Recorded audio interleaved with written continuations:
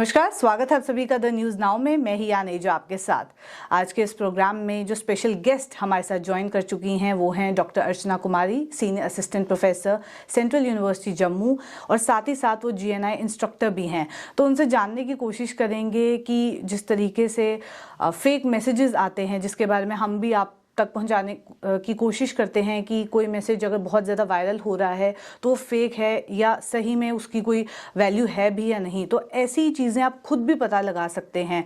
तो ये छोटी छोटी टिप्स एंड ट्रिक्स भी लेने की कोशिश करेंगे, उनकी लाइफ के बारे में भी जानेंगे, और वो लोग जो एकेडमिक्स में जाना चाहते हैं, रिसर्च करना चाहते हैं, उनके लिए क्या स्कोप है, उनके लिए क्या पॉसिबिलिटीज़ हैं, और जम्मू की अगर बात की जाए स्पेसिफिकली तो यहाँ पे क्या स्कोप है, इन सब के बारे में जानने की कोशिश करेंगे। तो सबसे पहले तो डॉक्टर अर्चना, स्वागत है आपका हमारे चैनल पे। बहुत बहुत धन्यवाद हिया जी। एंड मैं यहाँ के न्यूज़ नाउ के सारे दर्शकों को भी बहुत बहुत नमस्कार जी। मैम, आप रिसर्च भी करते हैं, आप अपने पेपर्स पब्लिश भी कराते हैं, साथ ही साथ आप GNI इंस्ट्रक्टर भी हैं। तो पहले तो बताएं, आप ये सब मैनेज कैसे कर लेते हैं, टाइम कैसे मिलता है रिसर्च करने का, क्योंकि बहुत टाइम कंज्यूमिंग प्रोसेस है वो। तो जो बच्चे रिसर्च करना चाहते हैं, PhD करना चाहते हैं, तो उन सब के लिए अगर आप थोड़ी टिप्स दे दें टाइम मैनेजमेंट की। सबसे पहले तो टाइम मैनेजमेंट के लिए मुझे लगता है कि सबसे ज़्यादा ज़रूरी जो चीज़ है वो है पैशन। आपके अंदर किसी भी चीज़ के लिए पैशन होना चाहिए, टाइम अपने आप निकल जाएगा। तो रिसर्च, और मुझे लगता है कि रिसर्च जो है ना वो ज़बरदस्ती नहीं की जा सकती, आपका इंटरेस्ट होना चाहिए। तो पहली चीज़ जो आपके अंदर पैशन होना चाहिए, इंटरेस्ट होना चाहिए। अगर आपका सचमुच इस चीज़ में इंटरेस्ट है, दिलचस्पी है कि हमारे चारों तरफ क्या हो रहा है और हम कैसे अपनी सोसाइटी और अपने समाज के लिए कंट्रीब्यूट कर सकते हैं और अपने देश और राज्य के लिए कंट्रीब्यूट कर सकते हैं, तो इन सारी चीज़ों में जिसकी भी दिलचस्पी होगी और जिसका पैशन होगा पढ़ने लिखने में, वो रिसर्च करना चाहेगा। जी। तो रिसर्च की अगर बात की जाए तो आप थोड़ी अगर टिप्स एंड ट्रिक्स दें कि जिसको इस फील्ड में जाना है वो कैसे स्टार्ट करे, लाइक बेसिक्स क्या होंगे कि अगर सपोज मुझे रिसर्च करनी है और मैंने अभी 12th पास की है, सिर्फ बैचलर्स ही की है, तो मेरे को क्या फ्यूचर प्रोस्पेक्ट्स लेके चलने हैं कि मैं पहले से ही अपना बेस तैयार करूं, बेस इतना स्ट्रॉन्ग हो कि बाद में मुश्किल ना आए मुझे। बहुत अच्छा प्रश्न है हिया। मुझे लगता है कि ये हर एक नौजवान जो भी है और 12th पास के लोगों के मन में बड़ी दुविधा होती है कि आगे करना क्या है। जहाँ तक रिसर्च की बात है तो रिसर्च तो हम अपने रोज़मर्रा की ज़िंदगी में हर रोज़ करते हैं, छोटे छोटे रिसर्च, और आजकल बच्चों के स्कूल में भी रिसर्च बेस्ड प्रोजेक्ट होते हैं, एक्टिविटीज़ होती हैं, तो करते हैं रिसर्च। लेकिन रिसर्च का मतलब लोग ये सोचते हैं कि गूगल से कुछ भी देख लिया, 3-4 डॉक्यूमेंट्स देख लिए और वहाँ से निकाल के हमने कुछ भी उसको जमा कर दिया असाइनमेंट के तौर पे। वो रिसर्च नहीं है। रिसर्च में और थोड़ा हमें गहराई में उतरना पड़ता है और थोड़ी पढ़ाई करनी पड़ती है। तो जो बच्चे आज ये सोचते हैं कि वो आगे जाके हायर एजुकेशन में जाएं और रिसर्च करना चाहें, उनको पहले से तैयार रहना पड़ेगा। पहले तो बहुत अच्छा जो स्टेप हमारी सरकार ने लिया है NEP का, तो NEP के अंदर, नेशनल एजुकेशन पॉलिसी के अंदर पहले से रिसर्च के लिए काफ़ी स्कोप है। उसमें ग्रेजुएशन के लेवल पे भी बच्चे अगर आगे मान लीजिए उनको 1 साल में समझ में आए कि अच्छा वो और आगे हायर स्टडीज़ करना चाहते हैं, और या फिर 2 साल में समझ में आए, तो मल्टीपल एग्जिट, मल्टीपल एंट्री का ऑलरेडी वहाँ पे स्कोप है। रिसर्च के बारे में आपको ग्रेजुएशन में ही तैयार कर दिया जाएगा। अगर आप आगे PhD करना चाहते हैं, आप आगे और इसमें करियर बनाना चाहते हैं एकेडमिक्स में, तो आप ग्रेजुएशन में ही 4 साल के ग्रेजुएशन में आप अपने आप को तैयार कर सकते हैं उसके लिए। तो 1 साल तो पूरा रिसर्च ही रहेगा, इसलिए MPhil को ख़त्म किया गया है, और उसके बाद आप PhD के लिए आपका बेस जो है वो तैयार हो जाएगा।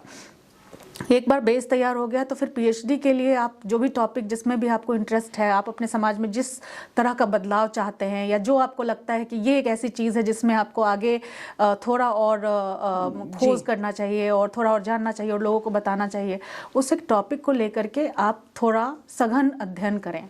और ज़्यादा डेंस, बहुत ज़्यादा इंटेंस पढ़ाई की ज़रूरत है। उस टॉपिक को थोड़ा सा फॉर्मुलेट करें, उसको थोड़ा सा नैरो डाउन करके अगर आप उस पर रिसर्च करने की कोशिश करेंगे तो संसाधन की कमी नहीं है। अभी डिजिटल युग है बिल्कुल, और यहाँ पे आपके सब कुछ आपके पास, आपके बिल्कुल एक क्लिक अवे जिसको कहते हैं, 1 click away everything is there. तो कई सारे रिसर्च के साइट्स हैं, जैसे कि academia.edu है, रिसर्च गेट है, JSTOR है, आपके पास स्क्राइब है। इन सब पे कई सारे रिसर्च पेपर ऑलरेडी पड़े हुए हैं जो आपको पढ़ना पड़ेगा। आप अपना रिसर्च भी इस पे अपलोड कर सकते हैं, उसमें से डाउनलोड कर सकते हैं, अपनी प्रेजेंस वहाँ दिखा सकते हैं। तो आज ये ज़रूरी नहीं है कि आपको रिसर्च के लिए आपके चारों तरफ एक बहुत बड़ा इंफ्रास्ट्रक्चर हो। आप सिर्फ एक सिंपल लैपटॉप या टैब के सहारे और एक इंटरनेट कनेक्शन के सहारे बहुत कुछ कर सकते हैं। तो ये आज की जनरेशन इसमें माहिर भी है। जी, वहीं स्टेम सब्जेक्ट्स जो हैं, साइंस मैथमेटिक्स की बात की जाए, उस पे तो बहुत सारी स्कॉलरशिप्स भी यूजुअली हाईलाइट की जाती हैं, पर वहीं अगर मास कॉम जैसे सब्जेक्ट की बात करें तो इस पे रिसर्च का क्या स्कोप है और जम्मू में क्या पॉसिबिलिटीज़ हैं अगर कोई मास कम्युनिकेशन में जाना चाहता है? तो पहले तो बताएं कि रिसर्च में इसमें क्या पॉसिबिलिटीज़ और स्कोप है जम्मू में। दूसरा, और कौन कौन से सब्जेक्ट्स हैं मास कॉम को लेके? क्या सिर्फ जर्नलिज्म ही है या पीआर या और भी कोई सेक्टर्स हैं जो कवर हो जाएंगे? नहीं, मास कम्युनिकेशन एक बहुत वाइब्रेंट सब्जेक्ट है, तो इसमें तो आपके पास स्कोप ही स्कोप है, क्योंकि एक तो ये प्रोफेशनल कोर्स है जी, और साथ साथ ये एकेडमिकली भी आपको इनरिच करता है। तो जहां बाकी के कोर्सेज में आप सिर्फ एकेडमिक्स या डिग्री लेते हैं, यहाँ पे आप अपने आप को एक साइड में प्रोफेशनली भी तैयार कर सकते हैं। तो मास कॉम करने का मतलब ये नहीं है कि आप यूपीएससी नहीं कर सकते, केस नहीं कर सकते, या फिर आप बाकी के जो एग्जाम्स हैं बैंकिंग सेक्टर में नहीं जा सकते, आप सब में जा सकते हो। और साथ ही साथ आपके पास एक एडिशनल मास कम्युनिकेशन की डिग्री है जिसके थ्रू आप मीडिया में भी जा सकते हैं। उसके अलावा मास कम्युनिकेशन के थ्रू आप एडवर्टाइजिंग पीआर में जा सकते हैं। आपको पता है कि आजकल पब्लिक रिलेशन कितना ज़्यादा फ्लोरिश कर रहा है, हर तरफ, हर सेक्टर में। अगर आप देखें, एक हॉस्पिटल भी खुलता है तो पीआरओ की नियुक्ति होती है, एक यूनिवर्सिटी में पीआरओ की नियुक्ति होती है। सरकारी, ये तो एग्जाम्पल मैं बता रही हूँ, उसके अलावा प्राइवेट में, कॉर्पोरेट में बिना पीआरओ के तो कोई काम ही नहीं होता। तो पीआरओ का जॉब है। लोग पर्सनल लेवल पे भी सोशल मीडिया मैनेजर रख रहे हैं, जो बड़े बड़े सेलिब्रिटीज हैं वो सोशल मीडिया मैनेजर्स रखते हैं, जिसमें इन्हीं की जरूरत होती है। पीएसयूज में कॉर्पोरेट कम्युनिकेशन मैनेजर होता है। उसके अलावा आप देखिए कि इंडियन इंफॉर्मेशन सर्विस है, जो सरकारी नौकरी में जाना चाहते हैं, वो बहुत ही कमाल की सर्विस है। और जिनके पास मास कम्युनिकेशन की डिग्री है, सबसे मजे की बात यह है कि उनको कोई रिटन एग्जाम नहीं देना पड़ता, वो सिर्फ इंटरव्यू के through Indian information service group B officer बन सकते हैं। जी, तो और हाँ जी, दूसरी चीज जो आपने पूछी, सॉरी मैं आपको इंटरप्ट कर रही हूँ, दूसरी चीज जो आपने पूछी कि रिसर्च के थ्रू यहाँ जम्मू में क्या स्कोप है, तो एक तो कि हायर एजुकेशन में बहुत स्कोप है। अगर आप एकेडमिक्स में जाना चाहते हैं, आप पीएचडी करना चाहते हैं हायर एजुकेशन के लिए, तो आप प्रोफेसर बन सकते हैं, आप लेक्चरर बन सकते हैं। अभी एनईपी एक बहुत ही खूबसूरत, मैं बार बार इसलिए इसका जिक्र कर रही हूँ क्योंकि मास कम्युनिकेशन शुरू से एक इंटरडिसिप्लिनरी सब्जेक्ट रहा है। अकेले हम मास कम्युनिकेशन नहीं पढ़ते हैं, हम मास कम्युनिकेशन सोसाइटी के साथ पढ़ते हैं, पॉलिटिकल सेटअप के साथ पढ़ते हैं, इकोनॉमिक्स के साथ पढ़ते हैं। तो मास कम्युनिकेशन हर एक इस तरह के सब्जेक्ट के साथ बहुत अच्छे से घुलता मिलता रहा है। और अभी एनईपी के अंदर मास कम्युनिकेशन में ट्रेमेंडस अपॉर्चुनिटीज, मैं कहूँगी बहुत सारी अपॉर्चुनिटीज आ रही हैं। मास कम्युनिकेशन 11-12 लेवल पे इंट्रोड्यूस हो रहा है, 11-12 लेवल पे स्कूल्स में, कॉलेजेस में इंट्रोड्यूस हो रहा है मल्टीमीडिया कोर्स के तौर पे। एक स्किल कोर्स एनईपी के अंदर आया है, स्किल कोर्स में मास कम्युनिकेशन के कई सारे कंपोनेंट्स पढ़ाए जा रहे हैं या वो इंट्रोड्यूस हो रहे हैं। तो जम्मू में तो बहुत ही स्कोप है, मतलब मुझे लगता है कि, और 11-12 में पढ़ाने के लिए आपको सिर्फ मास्टर्स की ज़रूरत है। तो 11-12 में अगर आपको मास्टर्स की ज़रूरत है और शायद सीईटी वो उसका अभी क्राइटेरिया क्लियर नहीं हुआ है, तो वो एक बहुत ही अच्छी अपॉर्चुनिटी मिल सकती है जम्मू के स्टूडेंट्स को, अगर वो हायर एजुकेशन और रिसर्च की तरफ थोड़ा सा अपना ध्यान डालें। जी, वहीं ये तो बात रही रिसर्च की, आपने फील्ड में भी काम किया है, तो फील्ड के बारे में थोड़ा सा गाइड करें उन स्टूडेंट्स को जो जाना चाहते हैं, क्योंकि अब एग्जाम्स आने वाले हैं, काफ़ी बच्चे कन्फ्यूज होंगे कि 12th के बाद कौन से सब्जेक्ट्स लेने हैं, या बैचलर्स के बाद भी काफ़ी ऐसे स्टूडेंट्स हैं जो सब्जेक्ट्स चेंज करते हैं। तो उनको थोड़ा अगर आइडिया हो जाए कि रिसर्च का तो आपने बता दिया, फील्ड में जिसको काम करना है उनके लिए क्या पॉसिबिलिटीज हैं? फील्ड में भी मास कम्युनिकेशन में एक रिवॉल्यूशन आ गया है। मैं कहूँगी कि जो मैं जिस जमाने में मैंने मास कॉम किया था वही सिलेबस आज चल रहा है, तो बिल्कुल नहीं। ये इतनी तेजी से बदल चुका है, ये फील्ड इतनी तेजी से बदल चुका है। अब कभी काफ़ी नए नए तरह की चीज़ें आ रही हैं, जैसे आप बार बार फैक्ट चेकिंग की बात कर रही हैं, तो न्यूज़ नाउ में भी फैक्ट चेकिंग हो रहा है। तो एक्चुअली फैक्ट चेकिंग एक नए डिसिप्लिन के रूप में, डिसिप्लिन भी नहीं, मैं कहूँगी एक नए स्ट्रीम के रूप में बहुत तेजी से उभरा है। जहाँ एक तरफ फेक न्यूज़ काफ़ी ज़्यादा फैल रहा है, उसी तरफ दूसरी तरफ फैक्ट चेकिंग एज ए मतलब स्पेशलाइजेशन उभरा है, क्योंकि हमारे पास बहुत कम फैक्ट चेकर्स हैं, बहुत कम लोग हैं जिनको सही तरीके से पता है कि किस तरह फैक्ट चेकिंग की जानी चाहिए। तो वैसे लोगों के लिए बहुत अपॉर्चुनिटीज़ है जो इसको जानते हैं। टचवुड अभी भी इंडिया में डीप फेक्स इतने ज़्यादा नहीं हैं, सैलो फेक्स हैं और मैनेजेबल फेक्स हैं। तो वो उसमें जो है ना अभी ये तो एक नया स्ट्रीम है, अगर आप स्पेशलाइजेशन कर लेते हैं तो इसमें आप बहुत आगे बढ़ सकते हैं। दूसरी चीज़ ड्रोन जर्नलिज्म आ गया है, रोबोटिक्स और आर्टिफिशियल इंटेलिजेंस बहुत ज़्यादा चल रहा है। तो काफ़ी सारी नई डेटा जर्नलिज्म एक नए तरह का जर्नलिज्म है जो कि यंगस्टर्स को भी काफ़ी अट्रैक्ट करता है। और डेटा विजुअलाइजेशन, लोग आजकल सब कुछ विजुअलाइज करके देखना चाहते हैं, तो ग्राफिक्स के थ्रू, बाकी चीज़ों के थ्रू, तो ये सब एक नए चेंजेस आए हैं फील्ड में। जी जी, वहीं फैक्ट चेक की बात करें तो TNN भी कोशिश करता है कि डेली कोई ना कोई फैक्ट चेक लेके आए अपने व्यूअर्स के पास, क्योंकि बहुत ज़्यादा मैसेजेस इवन गवर्नमेंट वेबसाइट के नाम पे भी वायरल होते हैं कि पर्टिकुलर गवर्नमेंट वेबसाइट ने डाला है। तो कई बार कोई भी आम व्यक्ति शायद बहुत सिमिलर अगर URL हो तो शायद हम भी मान लें कि अच्छा ये गवर्नमेंट वेबसाइट ने ही अपलोड किया होगा या उनकी कोई स्कीम होगी। जैसे रिसेंट मैसेज ही एक बहुत वायरल हो रहा था कि MHA ने कहा है चाइना से फायर क्रैकर्स आ रहे हैं और लाइट्स आ रही हैं जिससे आपको अस्थमा हो जाएगा, ये जो लाइट्स हैं उससे आपकी आंखें खराब हो जाएंगी, कोई पर्टिकुलर डिजीज, कोई वायरस उसमें से ट्रांसमिट होगा, और ये MHA ने बोला है। तो कैसे पता चलेगा कि ये सही है भी या नहीं है? क्योंकि एक आम व्यक्ति शायद जो इतना ज़्यादा शायद टेक्नोलॉजिकली एडवांस ना हो या इतना उनको नॉलेज ना हो, वो आसानी से इस बात को सच मान भी ले। तो उनके लिए अगर आप कोई टिप्स दें कि बहुत बेसिक आप कैसे पता लगा सकते हैं कि ये फेक मैसेज है? तो ये तो मतलब मैं बताती हूँ आपको, छोटी छोटी चीज़ें हैं जो हम अपना बिल्कुल थोड़ा सा दिमाग और कॉमन सेंस यूज़ करके हम बिल्कुल कर सकते हैं। अब मैं कहूँगी कि MHA ने कहा है, तो आप हम मुझसे हमेशा पूछ सकती हैं ना कि MHA ने कहाँ कहा है, क्या सोर्स है। MHA ने कहा है तो उसका नोटिफिकेशन किधर है, बिल्कुल उसमें साइन किसके हैं, क्या कोई ऑथराइज्ड व्यक्ति के साइन है, या कि सोशल मीडिया पे आजकल ये ट्रेंड चल गया है कि इन्होंने ये कहा, पर इन्होंने ये कहा उसका प्रूफ कहाँ है? एग्जैक्टली क्या हम डायरेक्टली MHA की साइट पे देख रहे हैं या हम किसी थर्ड पर्सन के साइट पे जाके उसका कहा हुआ सुन रहे हैं?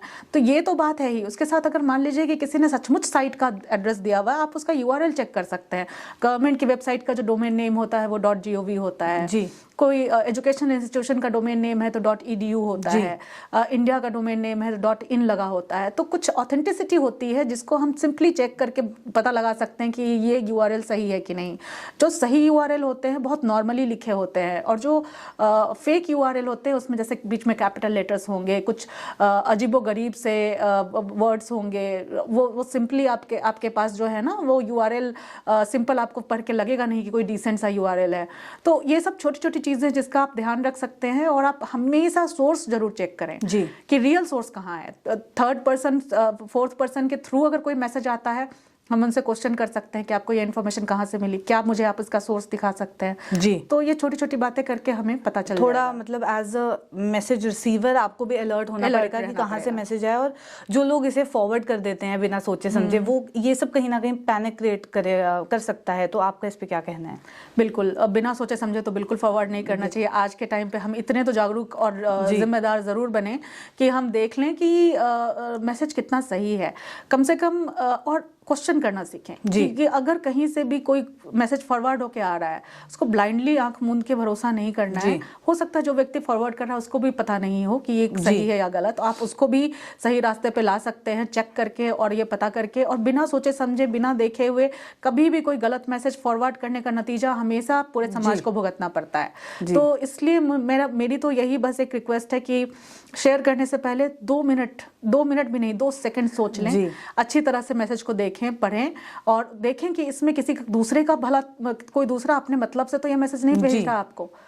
तो यही सब छोटी छोटी चीज़ें हैं जिसका ध्यान रख के हम आगे मैसेज को फॉरवर्ड करना चाहिए। जी डॉक्टर अर्चना, मैं आपसे लास्ट में जानना चाहूँगी GNI के बारे में। आप GNI इंस्ट्रक्टर भी हैं, तो उसके बारे में थोड़ा बताएं, और वहाँ से कैसे हम भी सीख सकते हैं कि फैक्ट चेकिंग कैसे की जाए, क्योंकि GNI बहुत ईजी टिप्स एंड ट्रिक्स भी बताता है, पूरी फैक्ट चेकिंग वर्कशॉप्स होती हैं, तो उसके बारे में थोड़ा सा गाइड करें हमारे व्यूअर्स को। देखिए 2018 में गूगल ने ये स्टार्ट किया था, गूगल न्यूज़ इनिशिएटिव, और कई सारे ऑर्गेनाइजेशन जैसे डेटा लीड्स नेटफ्लिक्स है वो मिलके ये प्रोग्राम चला रहे हैं इंडिया में।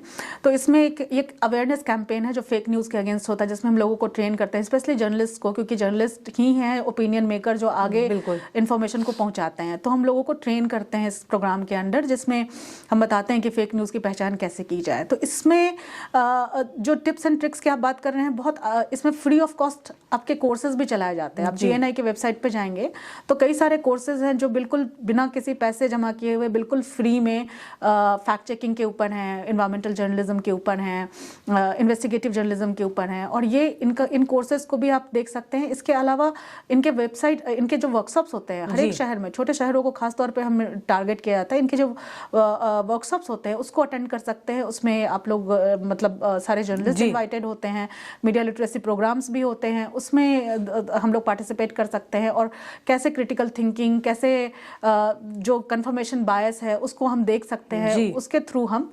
फैक्ट चेकिंग सीख सकते हैं। जी, इसी के साथ इस प्रोग्राम को एंड करते हैं। जाते जाते अगर कोई मैसेज आप हमारे व्यूअर्स के लिए दें। मैसेज मैं बिल्कुल एक छोटा सा देना चाहूँगी, क्योंकि ये जम्मू में ये प्रोग्राम चल रहा है और न्यूज़ नाउ है, तो मैं बस ये कहना चाहूँगी कि यहाँ पे मास कम्युनिकेशन के बारे में अभी भी इतना ज़्यादा अवेयरनेस नहीं है, पर ये एक ऐसा फील्ड है जो पर्टिकुलरली मैं फील करती हूँ कि मैंने चूँकि फील्ड में भी काम किया है, एकेडमिक्स में भी आई हूँ, और एक ऐसा फील्ड है जो आपको बहुत ही एक तो जिम्मेदारी का काम भी देता है, और साथ साथ आपके अपने पर्सनल व्यक्तिगत डेवलपमेंट के लिए भी आपके पास बहुत सारी अपॉर्चुनिटीज़ होती हैं।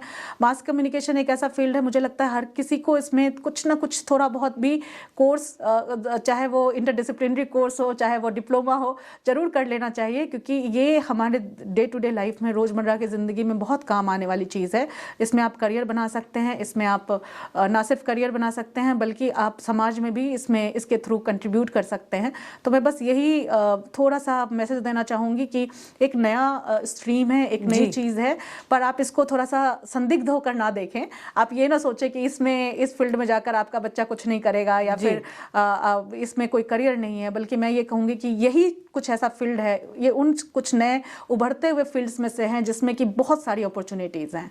तो बस इतना छोटा सा मैसेज है मेरा। आपने कहा आपने फील्ड में भी काम किया है, आप एकेडमिक्स में भी हैं, तो you were the right person for this, क्योंकि बच्चे इस समय शायद कन्फ्यूजन में होते हैं, क्योंकि करियर को लेके कहीं ना कहीं बहुत कन्फ्यूजन रहती है, तो एक क्लैरिटी मिल जाएगी। पर्पज़ ही यही है कि आपके थ्रू हम बताएं, जितने भी स्टूडेंट्स हैं, जितने पेरेंट्स हैं, उनको क्लैरिटी मिल जाए कि कहाँ क्या पॉसिबिलिटी है, क्या स्कोप है। बहुत बहुत शुक्रिया हमारे साथ ज्वाइन करने के लिए। बहुत बहुत धन्यवाद भैया। तो ये थी डॉक्टर अर्चना कुमारी हमारे साथ। ऐसे और कॉन्वर्सेशंस लेके फिर मुलाकात करूंगी। अभी के लिए दीजिए इजाज़त। नमस्कार।